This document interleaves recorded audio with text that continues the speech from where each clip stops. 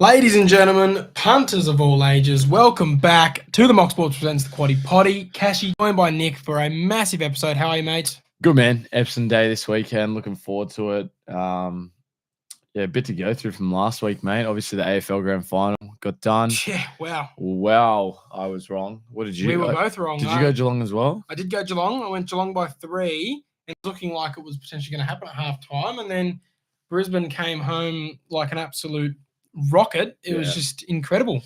Yeah, they played well. That's for sure. That second half was amazing. Far off. Brian Myers started off red hot in the first quarter. I thought, you know what, this isn't far off. But I also had some money on Zach Bailey, which I was freaking disappointed. I put some money on Zach Bailey live, and I was like, this guy is really dominating. Mate, he could get it. He kicked 7 behinds in the grand final. I know like 3 or 4 of them were in junk time and stuff, but he kicked 4 behinds in the first quarter in the balance of the game.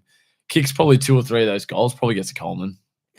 Close to it at least. Will Ashcroft you mean Norm? Oh, Norm. Yeah. Sorry. I mean, honestly, kicks 2 or 3 of them. Maybe the game isn't that close. Yeah. The whole time, let alone just come the end of the third and fourth quarter. Yeah, and just quickly they got rid of the sub rule. Yeah. So I mean, 5 on the bench. The more I don't like that they got rid of the bounce. At least keep that the opening of the game. Start of the game. Start of the opening quarter. of every quarter, I reckon. Yeah. Just for nostalgia's sakes. But mate, like we said last week, we're not a footy pod. We'd love to be. Let us know if you want a footy pod. We could get that going next season, that's for sure. But races wise, let's turn our attention to the night before grand final. Bloodbath. Yeah. Absolute bloodbath. Yeah. Well, let's go through it. Treasure of the moment. Lost. Jenny's back. Charmstone. Lady Shenandoah, what happened? Crazy. Like, all of the favourites ran like absolute shit. Yeah. Treasure of the moment. I mean, I don't think in the end that you could take any merit out of her run. I think it's just the fact that she missed a run because of the fact that she got colic. First up off colic wouldn't have helped. You also go into a race with a Pride of Jenny, like we said. If she does her thing and gets too far in front, by all means, like, no one's charging her down. They let her get probably just that little bit too far in front. But, yeah. I mean, Jenny's back, man. Yeah, she just knows that track really well. Runs at the best out of any horse running around, that's for sure. So, deserved winner. She loves the track, but they'll push on with her, but I really hope they don't. Like, I mean, just end it, man. Just end it. Yeah, well, clearly she's got a little bit left in the tank. So, but I don't think she has enough in the tank to be winning better races down the line this spring. This is just personal now, though. Like, clearly you've been shut up by performance. You just don't like the connections involved with the horse, which is fair enough, I think. But who's my biggest beef with a horse ever? Pride of Jenny or Amelia's Jewel? Pride of Jenny by far. You reckon? Yeah. You only disrespected, like you just didn't think it could win a good race. Yeah, I disrespected the horse, Amelia's Jewel. I disrespect the owners. You like Pride of Jenny as a horse. Yeah. As a horse, she's fantastic. I just think the owners need to let her rest, man. Like, come on, what does she have to do? Let her rest. Nah, let her kick on. I'm big on letting horses rest. You're big on letting them play. Let the boys and the girls play. Yeah. Let's end that conversation on that because Anyway, Treasure, don't take much off. Pride Jenny, just track legend at Moonee Valley. We'll see where Treasure goes next. Gets a good price. Next start probably for us at least, which we can go on. Lady Shenandoah, I think. Didn't like Moonee Valley, I don't think. One of the very horses that just doesn't like the shorter straight, doesn't like going the opposite direction to what she's used to. Doesn't like the tighter. Lot of variables that Lady Shenandoah just didn't sit well with on Friday night, and I also got exposed. I'm going to say what I have been saying since the start of the spring when it got announced that she was going to be a sprinter. And now that I'm going to say it, she's going to come out and beat Kaying Rising, and I'm going to look like an idiot. But I just don't think Lady Shenandoah is a sprinter. Like, unless you put her on those tracks like your Randwicks and your Flemingtons where she gets that long straight to really go through her revs. But I think she's better above 1,200. Put her up to the 1,400s, the 1,600s, the 1,500s of the Golden Eagle. I really hope she pushes onto a Golden Eagle after the Everest because I really just don't think she's a sprinter. I think that just Waller has come Yeah. into spring and he's been spoiled with the riches of the amount of good horses he's had. He's got to split them all somehow. You know, he already said Aliana and Vestina aren't going to split. Sorry.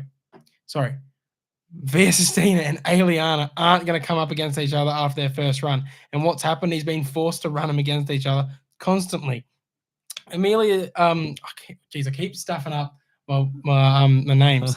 And then Autumn Glow and Lady Shenandoah, he has been able to successfully split, but I don't know if they are the right path that he's split them down. But again, I'm not Chris Waller. He's the expert. He knows more than me, but I just don't think Lady Shenandoah is an out-and-out sprinter. Yeah, it looks like he's just gone. They've gone in with a plan this spring, and it's looked like, how many Group 1s can we win? How can we maximize our profit? Because at the end of the day, it's a business, right? The way he's trying to run it. And owners as well. For sure. You know, Yulong would be saying, no, run Vestina here. And he's like, oh, but I wanted Aliana to run there. I guess Vesistina's going to run as well. Yeah. Same thing. Lady Shenandoah owners might have said, we want her at the sprints. We want to see if we can win an Everest. Yeah, for sure. And then, yeah, like we said, there's a lot. He's got a lot of horses that can run well at that mile. And every other one that he's got isn't really a sprinter.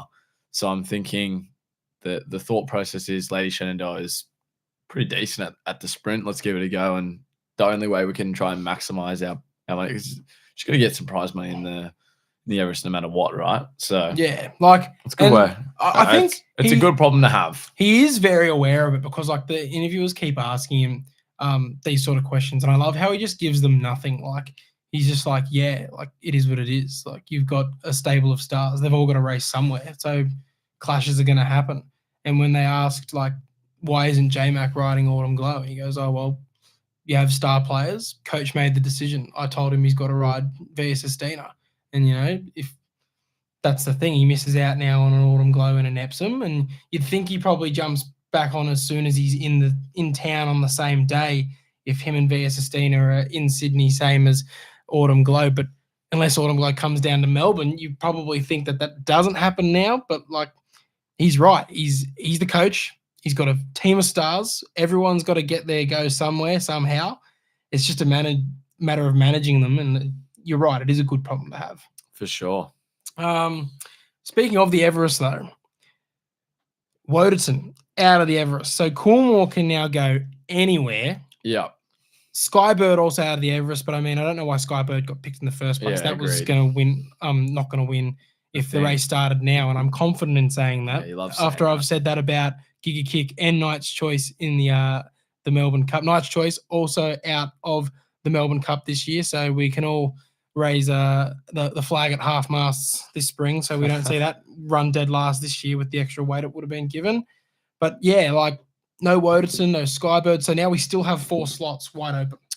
Yeah, for sure. We'll go through Woderton's run quickly on the weekend. Look, personally, I just think he looks like he's going to win a race sometime soon. He's been, how do I put this? He hasn't been great. He hasn't been bad, but he's been above average, but like is above at the same time as above average, not winning a race. So probably not. So it's like very, very mid, I'd say, but he looks like he's going to win a good race eventually. It's just kind of setting up to where and when.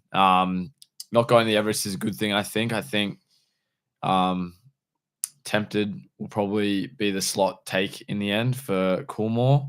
If Godolphin don't take it. Well, because this is the thing now. Godolphin usually has to pick one of theirs, which they will, right? But now there's rumors that Coolmore, which would be crazy, like rival breeders going across going, hey, we want one of your horses to represent us. But then Godolphin have all the power in the world to say, no, we're going to keep it. So like Tempted, Baywalked, which we'll talk about in a minute, but Tentyrus, depending how he runs this weekend at Flemington, will likely be the one for Godolphin. And you'd think maybe whoever doesn't get taken, Coolmore comes knocking on the door and says, hey, can we take Tempted? If you're not going to take Tempted, can we take Tempted? Yeah.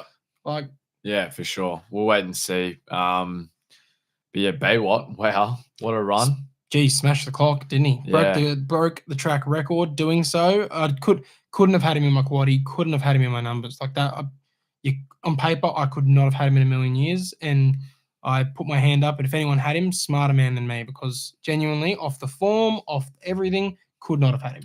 Yeah, strong win, that's for sure. Won by absolute mile. So definitely gonna have to keep an eye on that, and could be an Everest chance as well. And now, after you say that, why not? Especially if Skybird was in it. That's why when I saw that and people like, yeah, I'm like, really? That's what I said this weeks ago. I'm so concerned about the Everest field this year. There are so many B and C graders. It's getting a bit better now. Some of these horses are running a bit better now, and it's getting a lot better. But I mean, they're still obviously B and C grade compared to your Kai Risings of the world. Someone said to me, like, when they saw that clip, they said, would they still be B and C graders if Kai Rising wasn't running? And I say yes. And that's because I don't think we actually have that many A grade sprinters running around at the moment, because they've all retired in the last 18 months. We have yet to have a horse really put their hand up and say, I am. Oh, yeah. My apologies. She's a sort. Yeah, apart from she's a sort, of course. But we haven't had a horse put their hand up and go, yeah, I am our new A grade sprinter. For sure. We'll have to wait and see how it kind of goes. What else we got from the weekend? Mahuna. Yeah, Mahuna breaks a slipper curse. Great win. I mean, and then half an hour later, Manal, same camp, same colours, gets up. Manal just keeps kicking on. Yeah, she's a good horse, and she looks like she's aging nicely. Aging like a fine wine, for sure. She's not even that old. We say that like she's old. She's 4. Yeah. Long way to go if she wants to. But yeah, she's had a nice win again, which was good for us. One of our few winners from the day. I'm just going to check here, because you forget that she's 4 now. What are the Golden Eagle chances of her if she heads that way? Oh, doubt it. Highly doubt it. Compared to some of the horses that would meet her, yeah. But I want to see. There's a lot of odds would be. There's a lot of good horses looking to go to the Eagle. Even if you look at Shenandoah going back up to it potentially, which I think is probably the right call. God, how good's a Golden Eagle now? Just one of the races of the year now these days, with the amount of talent that ends up heading there. Manal, $21 if you're interested in a Golden Eagle. Yeah, currently, you've got Autumn Glow, obviously, as your 280 favourite if she goes there. But who knows if she goes there? Because they said we're going Epsom, and then we're making a decision whether it's Eagle, whether it's King Charles Stakes on Everest Day, whether it's, imagine she just goes, yeah, I'm going the Everest. Yeah, or even stretching out to a Cox Plate. You got Shenandoah at $6, Panja Tower, the international, coming over at $6, Evaporate $9, Aliana $11, but she will very most likely not be there. Angel Capital 11, the one that I'm really interested. Angel Capital $11, I think is a great bet to have if ends up going there. Then Lazura, Seppels, Treasure of the Moment, Linebacker. Will he do it? Swift Falcon, the name's going on. Yeah, for sure. We'll wait and see. Couple of weeks till then. So, yeah, not too bad. Mate, let's get into the hotline. I think we covered everything from last week. Yep, let's do it. Just shout out quickly to George Dever on the live chat here as we're going through the live stream all the way from the UK. Bang. He's been loving the content lately. And fucking oath, mate. We've reached the UK, mate. We're international now. Liverpool. All right. Let's see how we go. Aaron Bunkle, to kick us off. G'day, lads. How you going? First time caller, long time listener. Just wanted to know your thoughts on Rise at Dawn on the weekend. I thought that Darren Flindell saying that the favourites folded like a deck chair made my absolute afternoon. I thought the respect for it in the market was way overs and was priced at unders. I just want to know your thoughts. I think the thing's an absolute cat. Disappointing. I thought as soon as Green got scratched, it was moral, like it was home. For and sure. Then just, had great form. Great form. Did fold like a deck chair in the end. No, for sure. Great to hear your voice, mate. Great to hear you calling up. Loving that as always. And then who ran home and won? Waterford. Yeah, fuck. I know. I saw that and I'm like, fuck me. But at the same time, it's like there was no one in that race in the end after Gringotts got scratched. So Gringotts lives to battle its way off the fraud watch board. I know. I'm concerned about Gringotts now because it's happened twice where they nominate and then come race day they're like, nah, not happy with him. We're scratching. Yeah, it's interesting right now. So nothing's really changing yet. Couple names potentially could come off. Oak Hill, Gringotts, Chell Wolf, which is racing this weekend. Woderton is sticking on there for now. Sorry, Geordie, and Vaughan. Vaughan gets a And chance to get off there this weekend. Private Harry gets a chance to get off there this weekend. But Private Harry also has a chance to Have go a on line there. Get put through it. That's for sure. He's not on there yet. He's PH at the moment. Oh, If yeah, he runs right. bad, he goes He's to Private Private Harry, Harry. and then he gets the line through him. Yeah, All because right. he needs to run well this weekend. Otherwise, I wouldn't be surprised if even Yulong go, hey, no Everest for you. Yeah, for sure. Corey Thompson is paying $1.05 to be about apocalyptic, but good on him. Hey boys, just thought I'd call up this week again and just give you guys a tip on a race this Saturday. I don't know if you've seen, but actually the Flight Stakes is taking place this Saturday, and I have my eye on it as it is a Group 1. But there is this horse. He's got some good odds. I don't know if you guys have heard of this horse before. He's actually called Apocalyptic. I have a gut feeling. I think it's going to get in. It's paying about $1.90, but I think it will get up. And that's my tip of the week for you boys. Enjoy. Make all the money you want with it. I appreciate that, Corey. You know, people were making fun of him when I put up the clip of the best call we've ever had, saying he's stoked with his 0.01%. But I mean, when you own a Group 1 runner, you own a Group 1 runner. So, like, you got to respect it. What I don't respect is, Corey, that you own the horse and you're misgendering it. It is a she, okay? The Flight Stakes is a female-only race. You pig. Don't go and get yourself cancelled, mate. You terrible person. Always keep calling in, Corey. We love to hear you, mate. Luke. Hey, boys. Just wanted to give you a quick heads up that El Costello in the Epsom at $26 for a win and $5 for a place each way is absolutely stealing money from the bookies, mate. It's an absolute moral, so get on it. Moral. Cheers. Well, I'm sorry, Luke, to be that guy. And again, now that I've said it, it's going to win. But I think that El Costello betting on it is just throwing money away. Oh, my God. I can't even believe it's in the race, let alone at $18. No way this thing wins on the weekend. If that somehow beats Autumn Glow, I don't know what we're doing here. But you know what? Now I've said that, it'll win by 3 lengths. But good luck, Luke. Good luck, mate. Good luck, mate. Here we go. Stocks, blood. But you know what? We'll save stocks for last. Yeah, I like that. Save stocks for last. James P. G'day, boys. Yeah, your resident Kiwi here. Hell yeah. Reporting in for what could be a huge day for New Zealand racing. Won't be, but so many chances over in Australia. I'm very excited. Going to have a couple of omen bets because God, I'd hate a Kiwi to win any of these races. Me to not have some money on, but we're in for a double trifecta. Honestly, Bart Cummings, Mark Twain, Mr. Wolfgang, Trav, the easiest trifecta you've ever seen. Definitely not happening. And Asterix, ex-New Zealand Derby winner. Who knows? First 4, lock it now. And Epsom, Autumn Glow this, Autumn Glow that. Will he do it? Yes, he will. Ex-Kiwi horse, Pierre to run second, and Lord Penman, the third ex-Kiwi in the race. Trifecta is suited and booted, boys. Up the Kiwis.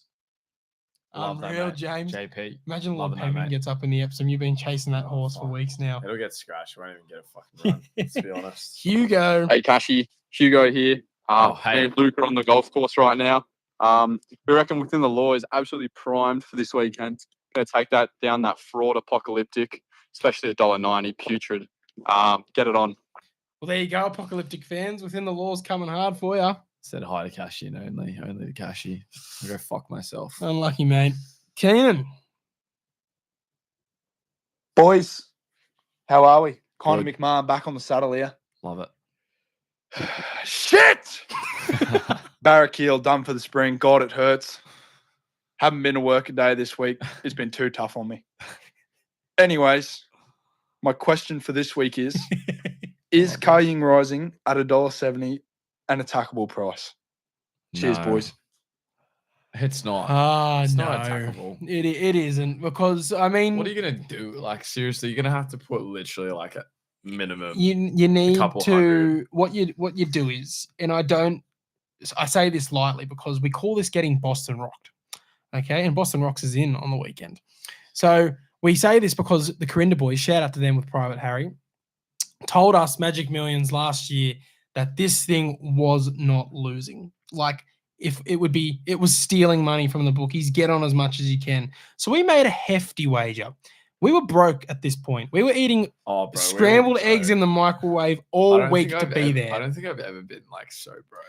Like at that time, I was borrowing money left, right, and center. We were at that point. so broke, but we were like, this is gonna make or break the weekend. So for the little money we had left, we put it all on him, and we also put every horse that we had to win that day into a multi with Boston Rocks.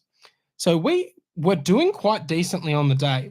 But it all came down to every bit of profit we'd made. We had 5 Boston Rocks. We had 5, I reckon 5 different multis that we did so well in, and we would have had a payout of 2.5 plus. 2.5 grand plus easy. 3, and if 3. you sniff your nose at that total, remember we're not big bettors, but we had no money to our names. We had no money, so we were barely eating that weekend. Yeah. And then what happened? I don't even think it ran a place. Oh, bro, we'll have to find that video. I don't think we could have. We didn't post it. I don't think we did because you were so depressed. I was like swearing and being so fuming. I was like, fuck, what did the boys say to us? Oh, funny video, but anyway. It was, yeah. If that's not a story for itself, it's just literally. So it's not $1.70. It's just not an attackable price for me personally. Yeah. You got to be above $2 to attack it. The only way you can potentially attack it is doing that, putting it into every other horse as a multi. But just beware, you might get Boston rocked. Okay, it's happened to us with a couple of horses since. Look, gamble responsibly. I'm not going to tell you how to gamble. I'll tell you that much. Do what you want. Very true. Do what you want. And then finish off with Stock's Bloodstock. Why is it not playing? There we go. G'day, boys. Geordie from Stocks Bloodstock here.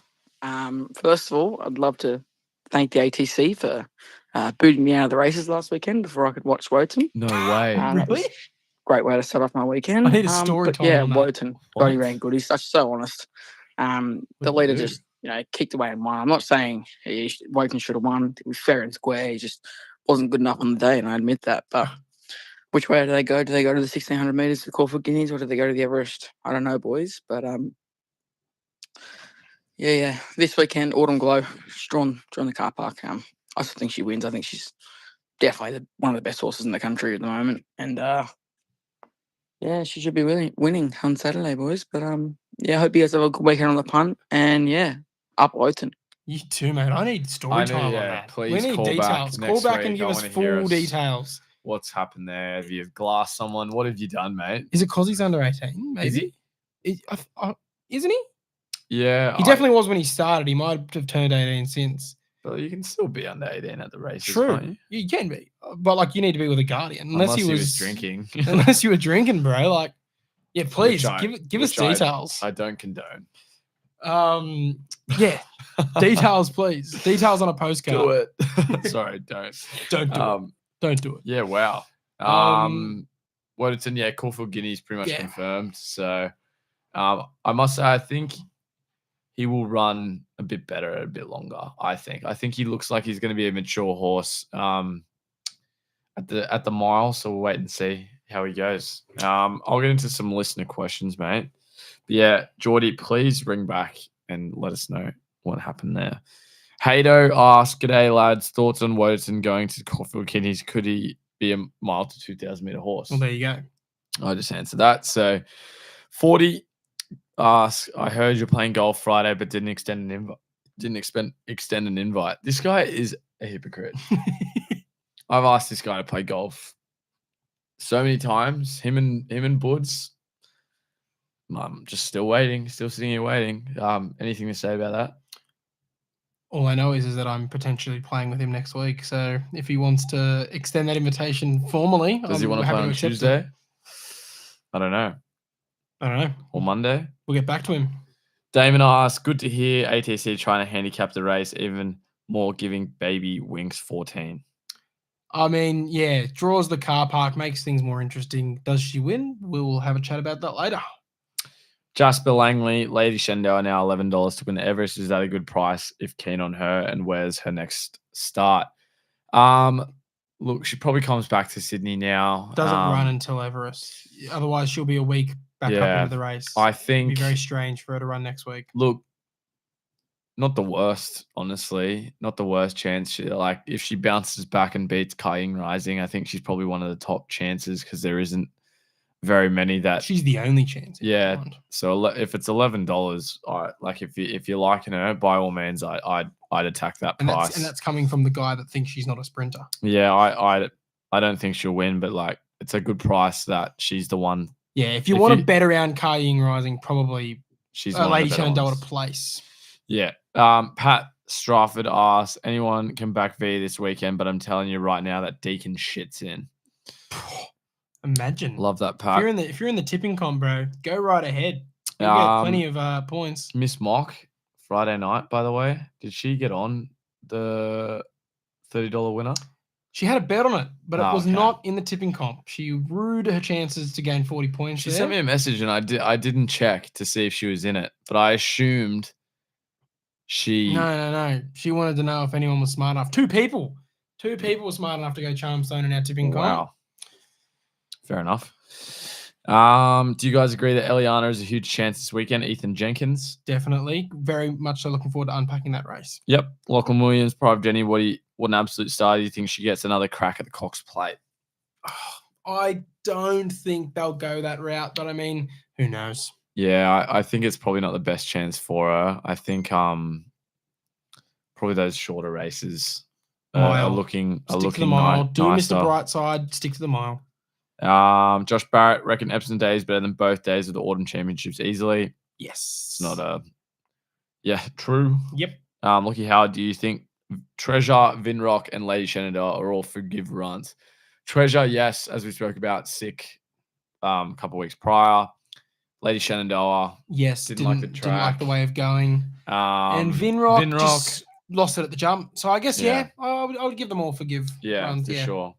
Hayden Miles, worst day on the punt you've ever had. The Valley fingered me on Friday night.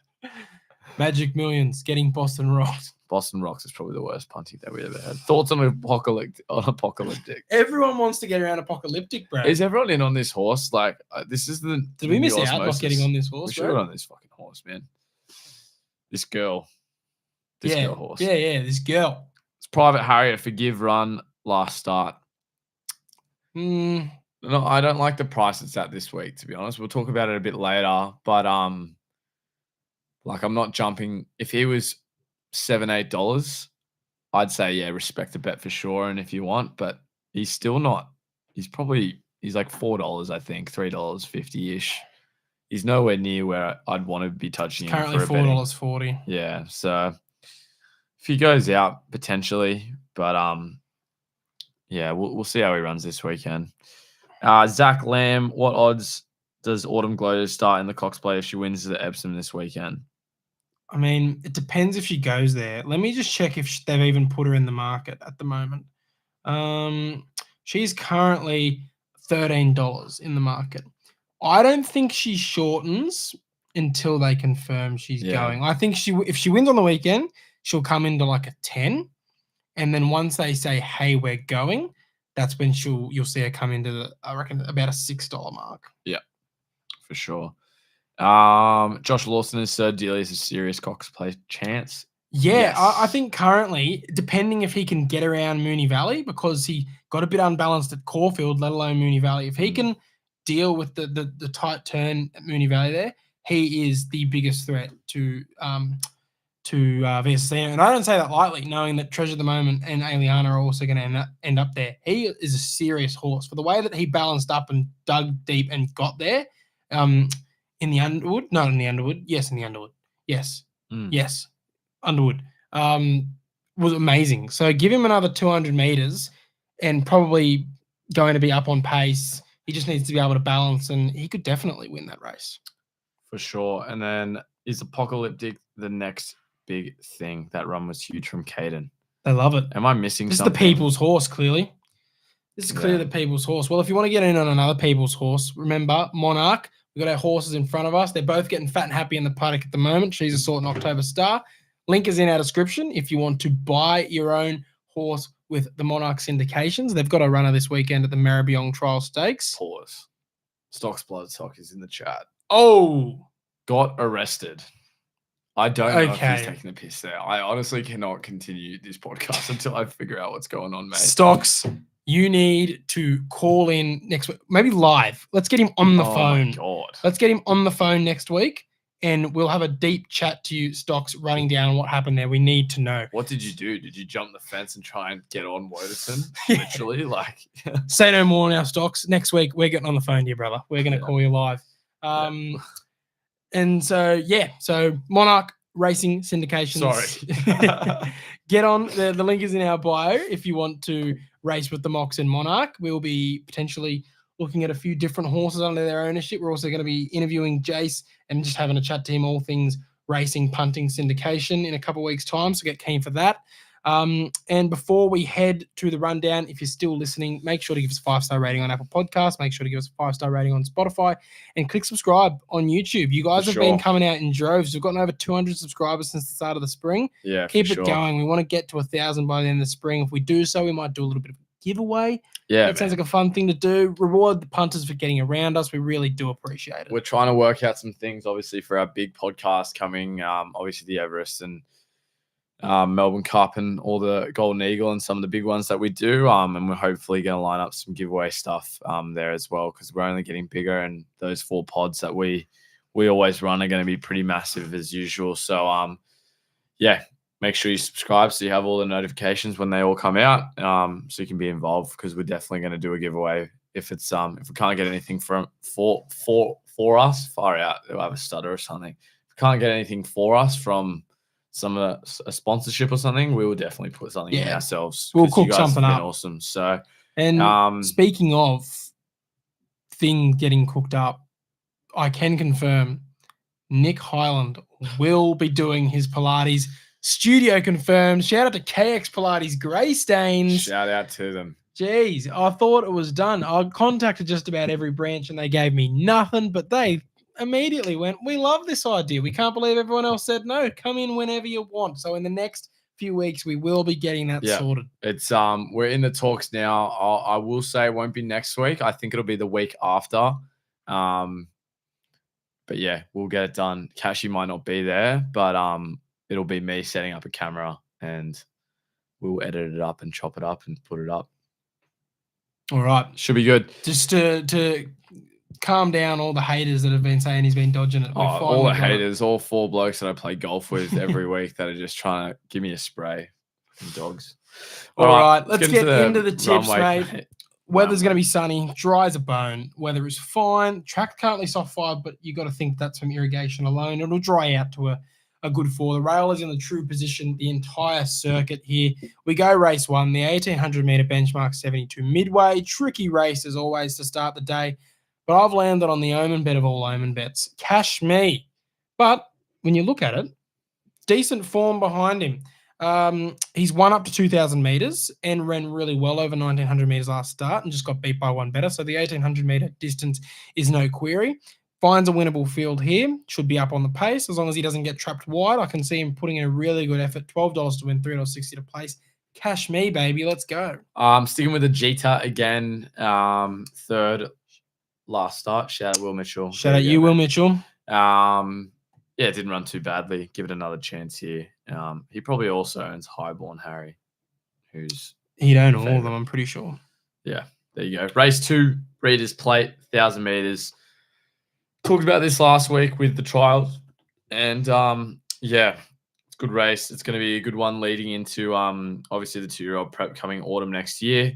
I'm going to be pretty simple with this one. It's going to be I'm Your Huckleberry for me, $2.90. Trialed really well. Was one of my top chances for the boys, and I think it's going to run really strong here. So looked very promising for in the trial first up. So let's have a look.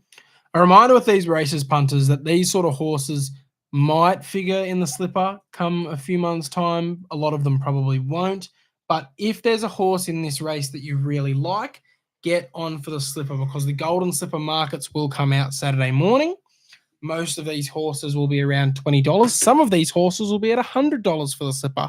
So if there's one that you like in this one, chuck $10 on it on the weekend and chuck a tenner on for the golden slipper.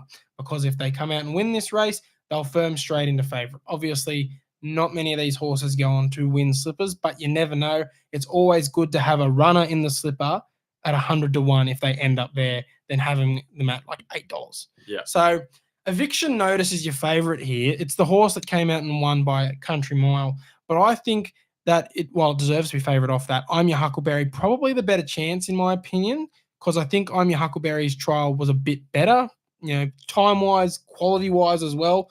Eviction Notice might have spanked them, but didn't really have anything. I mean, Anyone else. again, it's their first trial. You never know, but the others really didn't show anything. And then you look down the field. Incognito was really good. It was a bit wonky towards the end of its run, but I mean, ran really well against Artanius and Revengeance.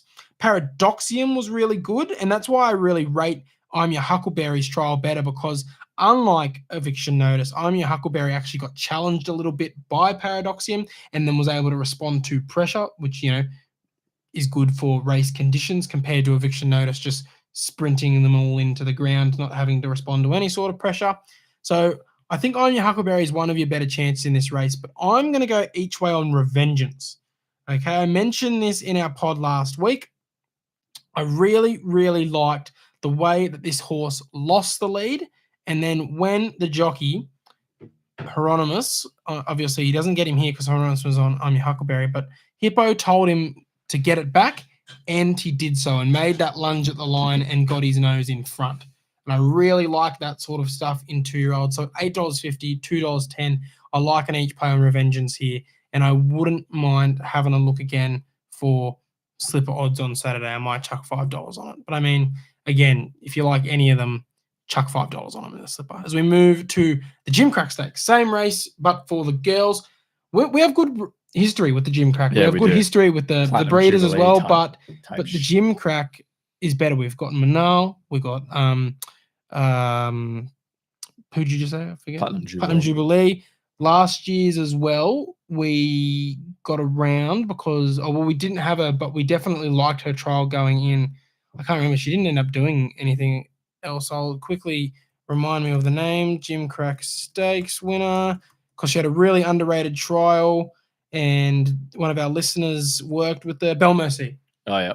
Fell off the fucking cliff, that horse. Yeah, just like most of them do. But looking down this line of horses, you see that Sheiky is your firm favourite because it was the quickest trial of the day. So the market's overreacted, I think, to the timing of the trial overall. Then you got Wilding at $7.50, and you got Home Invasion at $6. Oh, sorry, not Home Invasion. You got Better Off Alone at $5.50.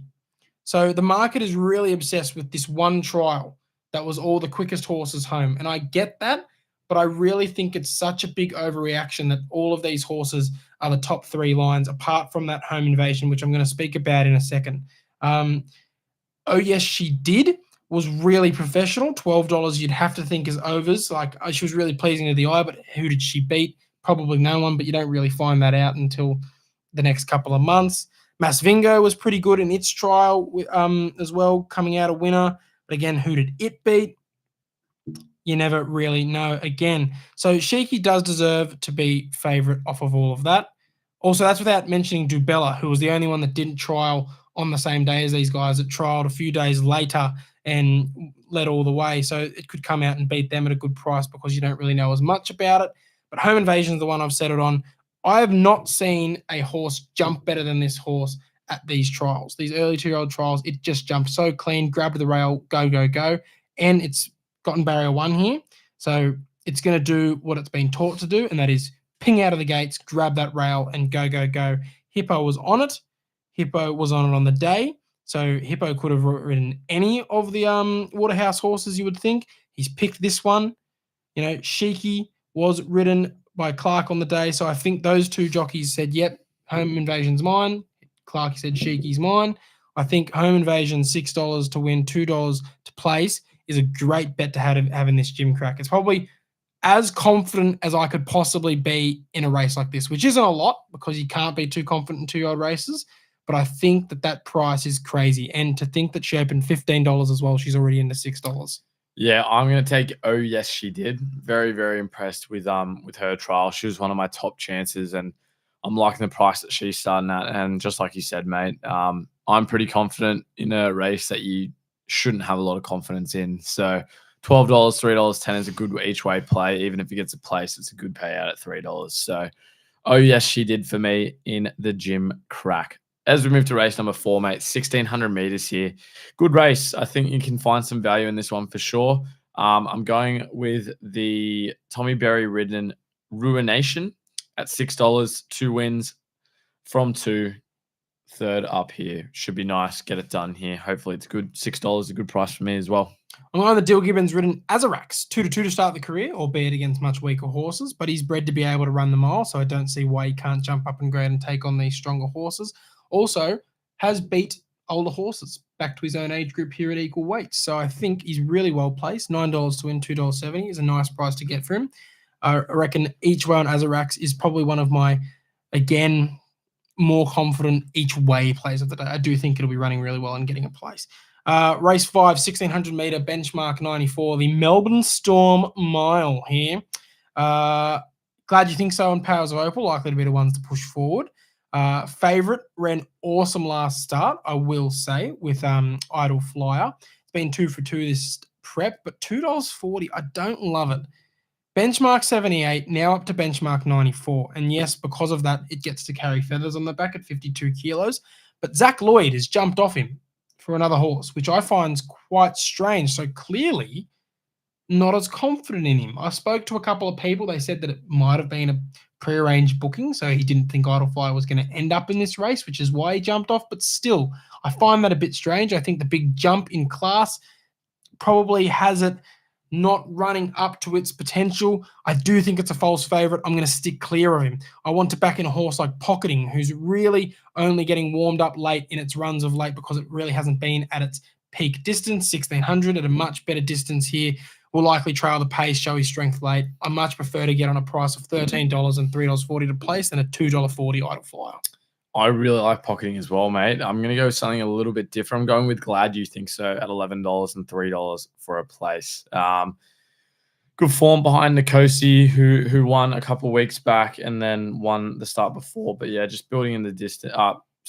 Won at the mile really nicely, then went up to the 1,800 and then coming back to the mile. So, but I do like Pocketing as well. So Glad You Think So for me in the 5th. As we move, we skipped the 6th actually. Flight Stakes. Take us to the 7th, mate. It's the 1,200 meter Premier Stakes. It's the last race for a lot of these horses before they go to the Everest. And then for the others in here, the Jetabills, Marzoos, and Tiger Sharks of the world, and Iona Mercs, technically, if I didn't mention it, chance to potentially snag one of these late Everest slots. But I think it's a race in 3 here, and I don't think I'm silly for saying that. I will include Iona Merc in the quaddie later purely because I believe it was on this day last year that it won this race at a very similar price. Yeah. So I don't want to make sure that I miss it.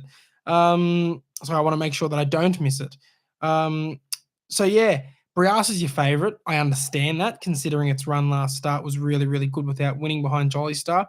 But how is Jimmy Star $3.90 compared to a Brias of $1.90? I just don't understand it. Jimmy Star was phenomenal without winning first up behind Headwall over the 1,000 metres. Like Lady Shenandoah, I think it just didn't suit the 1,000 metres and came home like a rocket, just as Lady Shenandoah did, was just a length back from them instead of Lady Shenandoah being only half ahead. Up to 1,200 metres now, I think if it can get clear under the line, which it should from the outside barrier, you know, Ethan Brown would have to do a good job to get it stuck in traffic, I think. It should just fly past him in the straight, I think. You know, Brias is a good horse, but again, I just don't rate it. I do not see why it's $1.90 compared to a Jimmy Star, who is very much so proven, is potentially one of, I think, has a better chance in an Everest over 1,200 metres. I'm confident that Jimmy Star wins this race. Yeah, I'm with you, mate. I think, Private Harry, don't want to touch it. Brias at that price, don't really want to touch it as well. So Jimmy Star for me as well. We'll skip the next 2. I'll just ask you quickly though, Yep. Private Harry, what happens if it fails?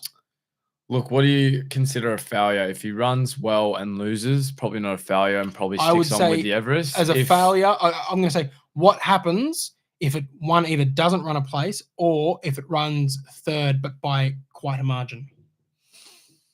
two different scenarios. I think misses the top 3. They pull him. I think gets close enough and fights, and connections come out and give a lot of excuses and say this happened, like they have in the past. Maybe keeps it in, but yeah, I don't want to. I don't know. Good luck to Shawnee, though. I hope he bounces back. Good man, Shawnee. I Yeah. want to make sure he's running good for you. I want to see him in an Everest for you. Yeah, we skipped the next 2. Race 10, Head to mate. the last 1,200 meters, benchmark 94. Decent race here. It's going to be a Quaddie killer for sure. Yeah. For sure, mate. Big time.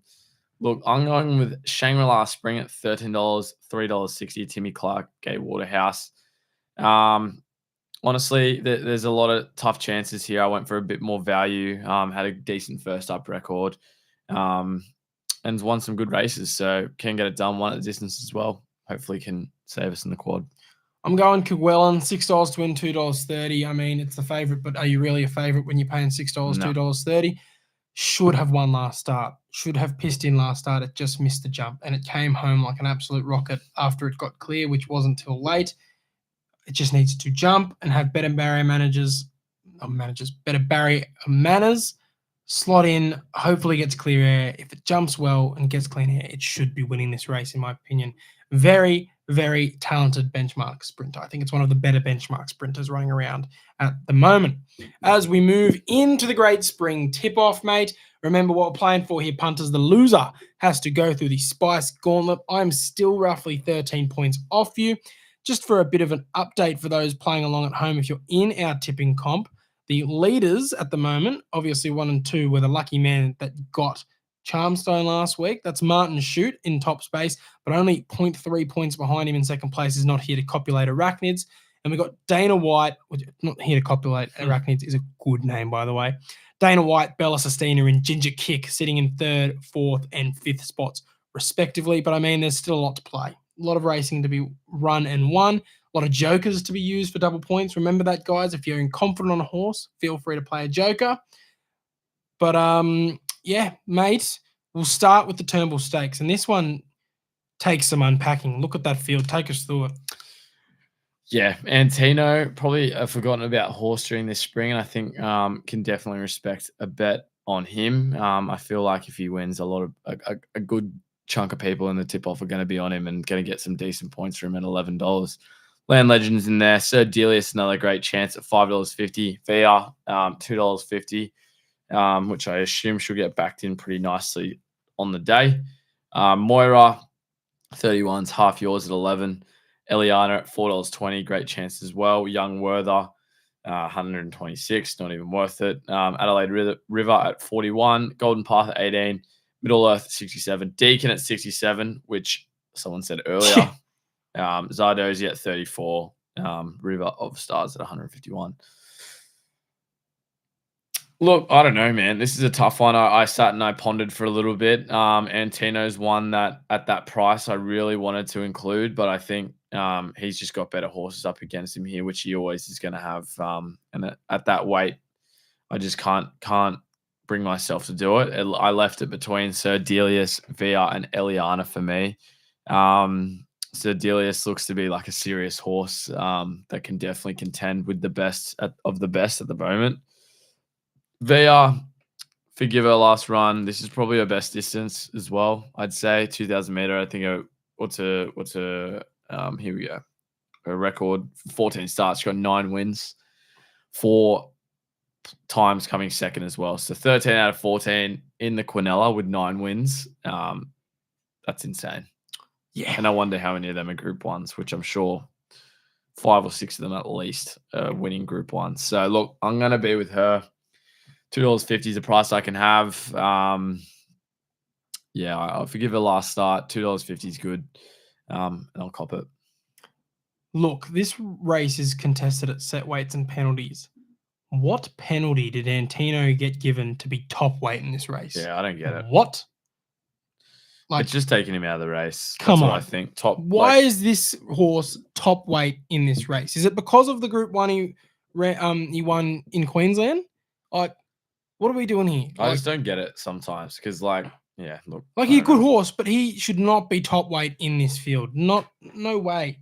No way he should be top weight in this race. And now he'll win by 3 lengths. Sir Delius, the biggest danger. And again, I say that knowing very well that Aliana is in this race. I think Delius, Sistina, and Aliana are your trifecta. Call me boring, being the top 3 in the market. But I think that is the case here. Delius also potentially will be scratching and going to next week's Might and Power. And that will change things completely in this race if he does. But I'm going to side with Via Sistina as well. I want everyone to just remember what happened last year after a Maccabi Diva failure. Okay, we got a better price for her in the Turnbull. It was $4 last year, $2.50 this year, so not as good of a price. But she grounded out. She got the job done. Winners win. She beat Buckaroo by a lip. Okay, only was 0.2 lengths, so she didn't get it done convincingly, but she got it done. Okay. Elias, Yagay Waterhouse, boom horse, was also from a wide barrier that day, came home 1.7 lengths behind them. It was leading and then got passed in the end. It was Duke de Sessa was, the bunny that was everyone had to chase, unlike the last start where Mr. Brightside dropped the anchor. And I think this year it's going to be River of Stars. There's going to be that bunny that gets sent out there to make sure everyone has something to chase. Okay? And then you had the Gay Waterhouse and then the 2 Wallers pass it in the straight and fight out the finish. And I think that's exactly what's going to happen again this year. I think Via Sistina is going to grind it out. Winners win. She's going to get her lip in front of a charging Sir Delius and a charging Aliana. And then come Cox Plate time, there'll be 1, 2, 3 in the market and run for young and old. Who wins there? It's anyone's game, depending on where the draw goes in the Cox Plate. But I think that's what's going to happen. I've read the script. Winners win. Via Sistina gets it done. For sure. All right, race 6, Randwick, flight stakes here. I'll take you through this field. Apocalyptic, the fan horse of the mock sports. People's horse. Artistic Venture, Tupakara, Within the Law, Queen of Clubs, Karinska, Next Gen, and Viable Reflect, Magenta Skies, and Lighthouse Lass. Look, I'm going to go with a bit of value this race. Apocalyptic's the chance, but look, $1.80 in there. I've got a couple points in front. I can use this kind of thing where even a place in a lot of horses are going to get pretty much the same outcome, close to it. So I'm going with Tupakara here, $6.50, $1.80. Been pretty serious this prep. Two starts and just in the minor placings behind Apocalyptic both times. So $6.50 is good enough for me, and yeah, should be peaking nicely here. Hopefully can get it done. Look, who am I to get off the Apocalyptic train now? It's the People's Horse. Well, it will be the People's Horse until She's a Sword is back running around. That is going to be one hell of a People's Horse. Shout out to She's a Sword and shout out to the undebuted October Star yet. My boy hasn't even debuted yet. You just wait and see what he's got under the hood. Mate, but I know what he's got, and we can't tell you. That's for sure. Exactly. I know what they're feeding him. But Apocalyptic, allegedly, Apocalyptic is the one I'm sticking with. I can't be jumping off the fan train here with it. Points be damned. Let's just get around it, and hopefully we can all party when it gets up. As we move, we'll skip race 8. We'll save the Epsom for last, but race 9, the Metropolitan, 2,400 meters. Take us through it, mate. Yep. Vaughan, Arapaho, more felons, changing the guard. Athabaskan, I always get that wrong. Birdman, Son of Sun, Soul of Spain, Etna Rosso, Piggyback, Glory Days, Royal Supremacy, Wycliffe, Don Diego de Vega, Flying Bandit, Travolta, Juju Kibo, Sun and Sand. Yeah, a couple horses going with a 1 week backup here. Piggyback winning nicely last week. Juju who we followed pretty closely as well. Should have won last week at $16 is a great chance. But look, call me a hypocrite, call me whatever you want. I'm going with Vaughan's. $10 is the price that I can just get around. He's going to bounce back well. And look, I think when odds are against him, he looks like he's going to be a bit better. Everyone kind of forgets about it, gets a win, and then everyone's like, oh, this guy's the best again. So Vaughan for me, $10, good price to have. You know what? Not confirming yet, but I might even joker it. Poor! A joker on the board. Yeah, we'll see. We'll see, because you got to use them eventually, right? And I think this is a good price where if I can make this into a $20 horse, it's wait and see. Wow, wow, wow. I personally just think he's carrying too much weight, but we'll wait and see. Like you said, changing of the guard was one that I was really tossing and turning on. I was also tossing and turning on Birdman and the favourite Soul of Spain. But I've set it on HUGE Epsom. Should have won last week. 15th barrier is a rough one, but I think at 50 kilos, as long as it doesn't get posted 3 wide, if it can slot in and find the back of someone, I think off that fitness, going up to the 2,400 meters now, it's won before at the 2,400 meters, obviously against much weaker horses. But I think feathers, weak back up, rock hard fit, rock hard form. Give it to me. $16 to win, $4 to place. I'll be right back in the thick of things if this horse gets up. For sure, mate. Fair enough. All right, this is what we all came for, the Epsom. Does Autumn Glow win or does she lose? Take us through the field, mate. Shell Wolf at $8.50, Pericles at $7, Yellow Brick 46, Autumn Glow at $2.20, Pier at 13, Willie Do It at 9, NCAP at 21, El Costello at 21, Depth of Character at 41, Swift Falcon at 14, Fully Lit at 41, Verona Rose at 31, and Magneteer at 51, and the Penny Man 34. Mate, what are you thinking? Are you with or you against Autumn Glow?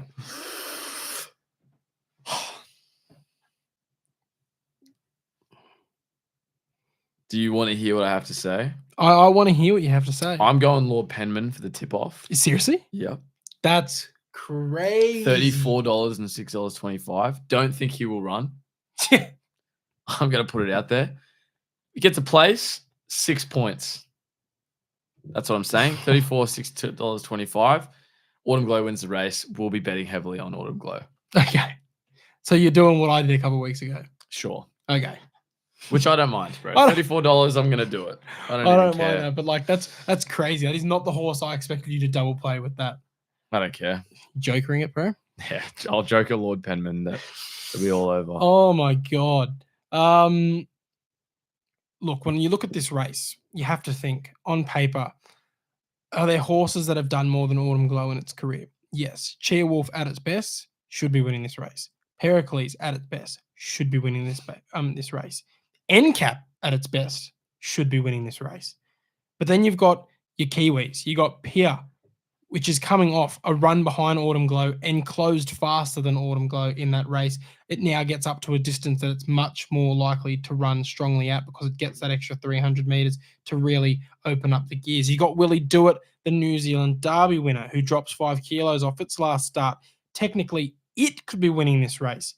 You got Swift Falcon, who's always threatened to be a good horse, and its best should probably be winning this race. But you've got Autumn Glow, Baby Winks, as they like to call her in the media, and the media is desperate for it to win. Yeah, for sure. Desperate for it to win because she is the most marketable horse in the country and arguably the best horse in the country if she gets up from here, from this 14th barrier of 14. But the reason you don't have to stress out is shout out to Dean Waitling. He posted a bit of historical stats. Cheerwolf won this race from barrier 15. Probabile won this race from barrier 15. Karen McAvoy was on there that day as well. Colding won from barrier 12. Colding. Hartnell won from barrier 10. Hiraki won from barrier 10. And Winks herself won from barrier 12.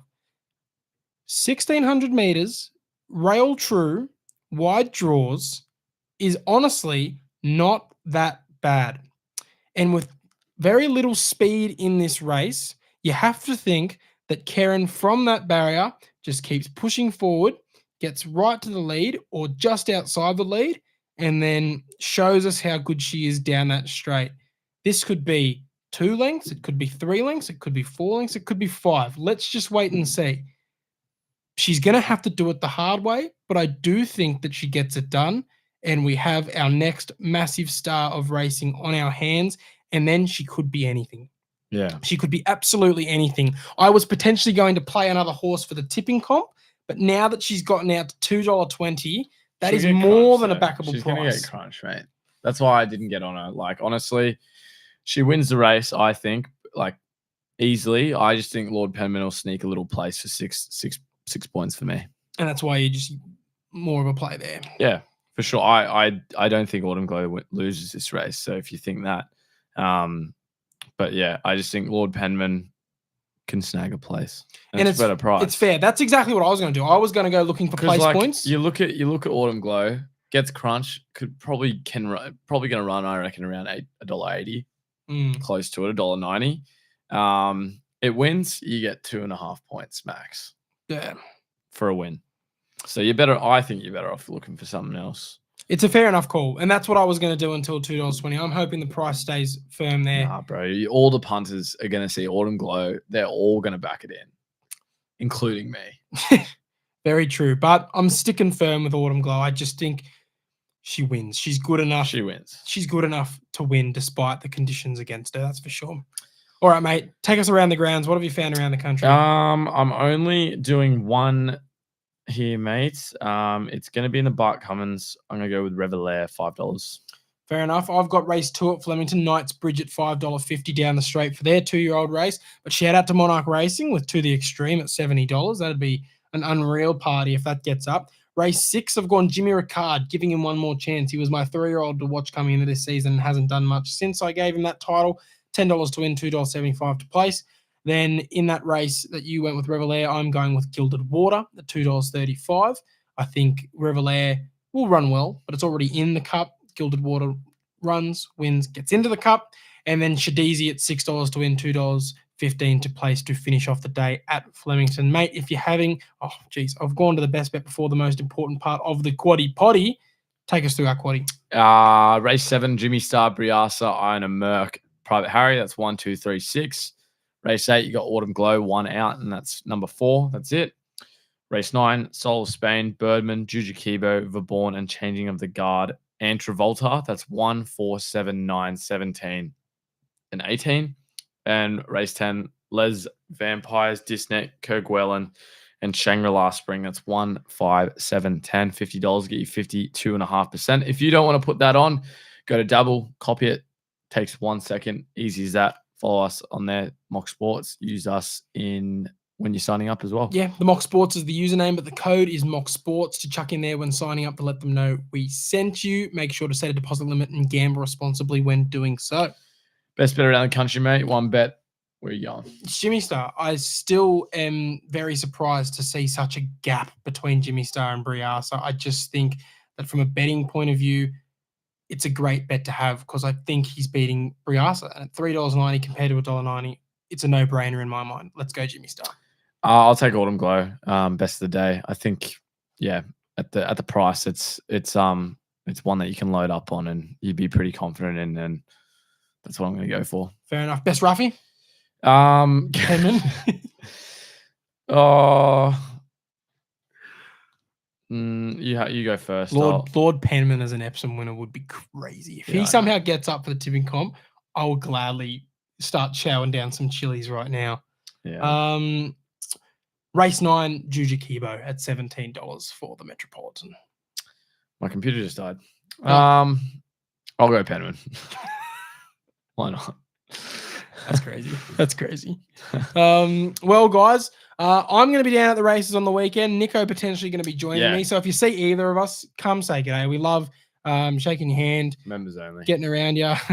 Sorry. We will be in the members section, respectfully. But or disrespectfully. But yeah, we love seeing the community out and about. We're guys. growing.